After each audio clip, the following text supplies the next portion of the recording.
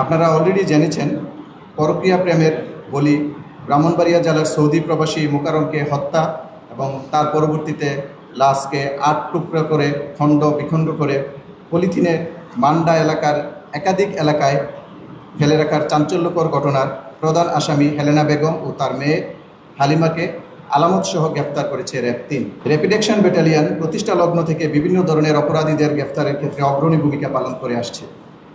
জঙ্গি, অস্ত্রধারী সন্ত্রাসী, মাদক ব্যবসায়ী, জাল নোট ব্যবসায়ী, ছিনতাইকারী, চাঁদাবাজ, মানব পাচারকারী, প্রতারক, অপহরণকারী সহ বিভিন্ন ধরনের মামলায় সাজাপ্রাপ্ত, মৃত্যুদণ্ড এবং যাবজ্জীবন সাজাপ্রাপ্ত আসামি সহ এ সকল ক্রিমিনালদেরকে আইনের আওতায় নিয়ে আসার ক্ষেত্রে র্যাপিড অ্যাকশন ব্যাটালিয়ন সবসময় অগ্রণী ভূমিকা পালন করে আসছে।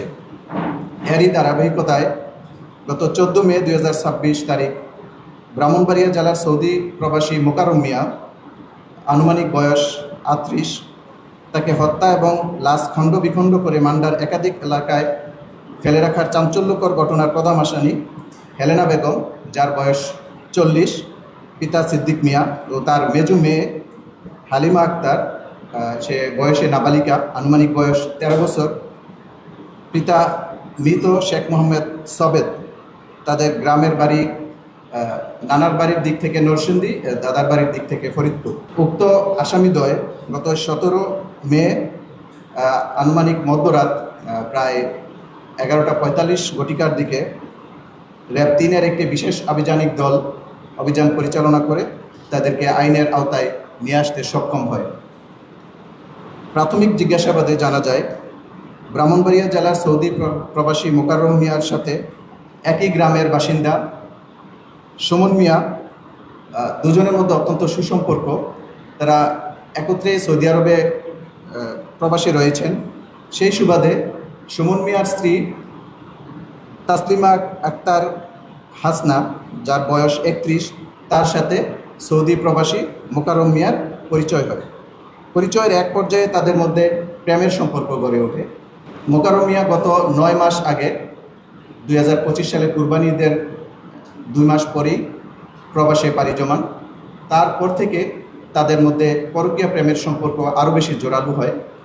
এর ধারাবাহিকতায় মোকাররম তার উপার্জিত রেমিটেন্স ম্যাক্সিমামটাই তার পরকীয়া প্রেমিকা তাসলিমাকে পাঠাত। তার বাসায় সে যৎসামান্যই টাকা দিত। তার নিজের 2টি সন্তান রয়েছে, একটি 7 বছর আর একটি প্রায় 5.5 বছর বয়সের ভিকটিমের 2টি বাচ্চা রয়েছে। অপরদিকে তার পরকীয়া প্রেমিকা তাসলিমা, তারও 2টি বাচ্চা রয়েছে, 2টি ছেলে, একটি ছেলে 7-8 বছর বয়সের আর একটি জাস্ট 2-2.5 বছর বয়সের। মোকাররম মিয়া যখন বিদেশে পাড়ি জমায় তখন সে তার পরকীয়া প্রেমিকা তাসলিমার বান্ধবীর বাসা মান্ডা এলাকায় অবস্থান করে এখান থেকেই সে ঢাকা এয়ারপোর্ট হয়ে বিদেশে যায় 9 মাস আগে। গত 13 তারিখে সে তার গ্রামের বাড়িতে না জানিয়ে সৌদি আরব থেকে ডিরেক্ট শাহজালাল ইন্টারন্যাশনাল এয়ারপোর্টে ল্যান্ড করার পরে ট্রেন যোগে কমলাপুরে এসে এখান থেকে মান্ডা এলাকায় তার বান্ধবীর দেয়া ঠিকানা অনুযায়ী তার পূর্ব পরিচিত বাসায় হেলেনা বেগমের বাসায় উঠে। যেই ছোট্ট বাসায় হেলেনা বেগম তার 2 মেয়ে নিয়ে অবস্থান করে সেই এক রুমের বাসায় মোকাররম এবং তার প্রেমিকা তাসলিমা অবস্থান করে। তাদের এই 9 মাসের দীর্ঘ সময়ে সে তার হেলেনা বেগমের দেওয়া তথ্য মতে 5 লক্ষাধিক টাকা তাসলিমাকে বিভিন্ন সময়ে সে পাঠিয়েছে এবং তার প্রেমের সম্পর্কে থেকে সে তাসলিমাকে বিয়ের জন্য চাপ দিতে থাকে এবং সে বিদেশে অবস্থানকালে প্রায় তাসলিমার সাথে তার অডিও এবং ভিডিও ফোনে কথা হতো এবং বিভিন্ন সময় তার সোশ্যাল মিডিয়ার মাধ্যমে কিছু অশ্লীল ধরনের নিজের মোবাইল থেকে ধারণকৃত কিছু ভিডিও এবং নগ্ন ছবি সে মোকাররমকে পাঠায়। উক্ত ছবিসমূহ এবং ভিডিওসমূহ জিম্মি করে মোকাররম তাকে বিয়ের জন্য চাপ দিতে থাকে, বাট তাসলিমা বিয়ে করতে রাজি হয়নি, বাট সে তার পরকীয়া সম্পর্ক চালু রাখতে চাচ্ছিল।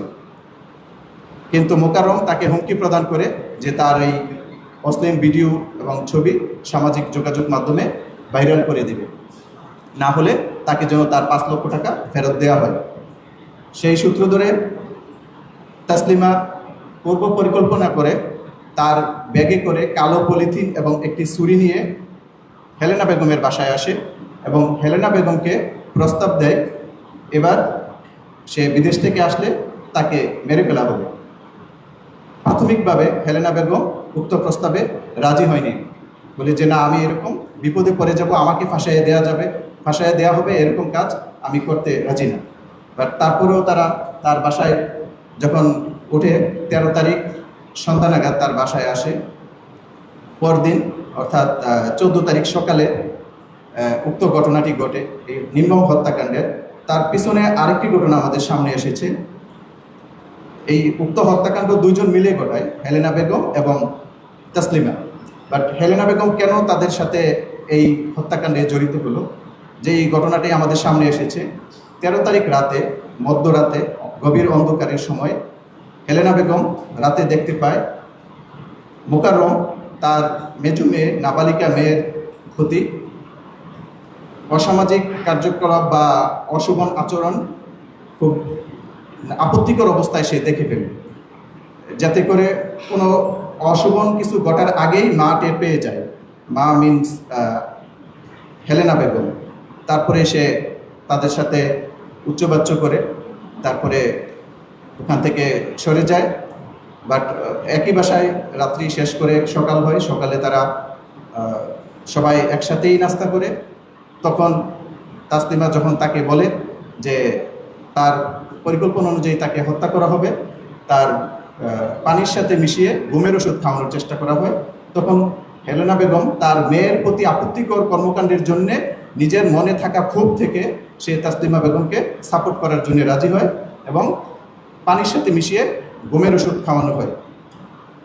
পানি অতিরিক্ত তিক্ততার জন্যে মোকাররম সম্পূর্ণ পানিটুকু শেষ করে না, বাট কিছুক্ষণের মধ্যেই সে অনেকটা অবচেতন মনেই ঘুমের ঘুরে ঢলে পড়ে। তখন তাদের পরিকল্পনা অনুযায়ী হেলেনা বেগম তাকে পালিশ চাপা দিয়ে শ্বাসরোধ করে হত্যা করার চেষ্টা করে। সাথে সাথে তাসলিমা বেগম হাতুড়ি দিয়ে উক্ত ভিকটিম মোকাররমের মাথায় আঘাত করে। মোকাররম নিজে জীবনে বেঁচে থাকার জন্যে হেলেনা বেগমের হাতে কামড় দিয়ে তাকে ধাক্কা দিয়ে ফেলে দেয় এবং গলা চেপে ধরে।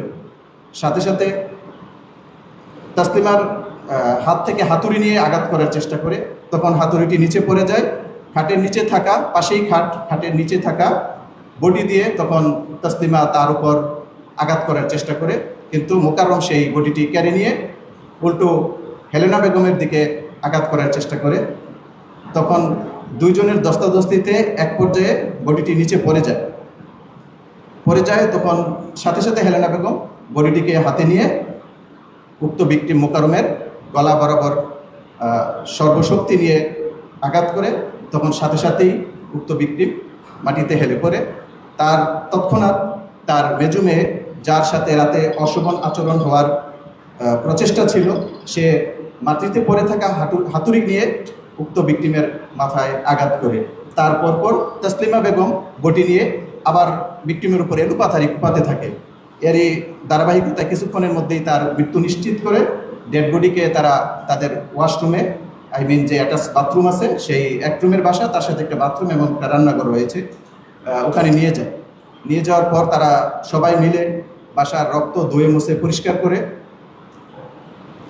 তারপর দরজা বন্ধ করে সবাই বাসার বাহিরে আসে, এলাকা চারপাশ দেখে আসে। তখন বৃহস্পতিবার 14 মে আনুমানিক সকাল 11 ঘটিকা। তারপর তারা সব কিছু দেখে এসে বাসার ভিতরে এসে তারপরে তাসলিমা যে ব্যাগে করে ছুরি এবং কালো পলিথিন নিয়ে আসে সেই কার্যক্রম শুরু করে। ছুরি দিয়ে বাথরুমের মধ্যে প্রত্যেকটা অঙ্গকে আলাদা আলাদা কেটে, প্রথমে মাথাকে বডি থেকে আলাদা করে, তারপরে হাতকে আলাদা করে, তারপরে পাকে আলাদা করে এক নৃশংস জঘন্যতম এক হত্যাকাণ্ডের পরবর্তী কার্যক্রম তারা খুব ঠান্ডা মাথায় সম্পন্ন করে। যখন বডির এক পার্ট থেকে আরেক পার্ট আলাদা করছিল, দুইজন মিলে খুব কাটার পরে আবার ওখানকে হেক্সোবিলিট দিয়ে কেটে হাড়গুলাকে আলাদা করেছে এবং প্রত্যেকটা জিনিসকে খুব সতর্কতার সহিত তারা তাদের সাথে নিয়ে রাখা কালো পলিথিনে প্যাকেট করে এবং বাথরুমে রেখে দেয়। প্রত্যেকটা ওখানে প্রায় 4 থেকে 5টা প্যাকেট করে করে বাথরুমে রেখে দেয় এবং ওরা সবাই ওখানে গোসল শেষ করে সারাদিন আনুমানিক 12 ঘন্টা ব্যাপী উক্ত ডেড বডির প্রত্যেকটা পার্টস ওই বাথরুমেই ছিল। পরের দিন বৃহস্পতিবার দিবাগত রাত মধ্যরাতে পলিথিন সমূহ এই 2 জন মিলে এবং তাদের সাথে তার মেজু মেয়ে হালিমা সাথেই ছিল, আর 2 জন তাসলিমা এবং হেলেনা বেগম পলিথিন ব্যাগগুলি ক্যারি করে বিল্ডিংয়ের নিচেই ফেলে দিয়ে আসে। মানুষ যেন তাদের উক্ত ভিকটিমকে চিনতে না পারে সেই হীন উদ্দেশ্যে তার বডি থেকে আলাদা করা দেহকে ক্ষতবিক্ষত করার চেষ্টা করে এবং শুধুমাত্র মাথাটাকে আলাদা করে আলাদা পলিথিনে করে বাসা থেকে প্রায় 1 কিলোমিটার দূরবর্তী স্থানে ফেলে দিয়ে আসে, যা গত রাতে আমরা হেলেনা বেগমের দেয়া তথ্য মতে এবং তার উপস্থিতিতে আমরা উদ্ধার করতে সক্ষম হই, যা পরবর্তীতে সুরতহালের জন্য ঢাকা মেডিকেল কলেজে পাঠানো হয়েছে। আমরা ঘটনার সাথে ব্যবহৃত উক্ত হত্যাকাণ্ডে ব্যবহৃত বডি, হাতুড়ি, ব্লেড উদ্ধার করতে সক্ষম হই। অলরেডি জিনিসগুলো আপনাদের সামনে এখানে ডিসপ্লে করা আছে। তাদেরকে আইনের আওতায় নিয়ে আসার জন্য প্রক্রিয়া চলমান রয়েছে। 2 জন আসামি আমাদের হাতে আছে এবং অন্যজনকে ধরার জন্য অভিযান চলমান রয়েছে।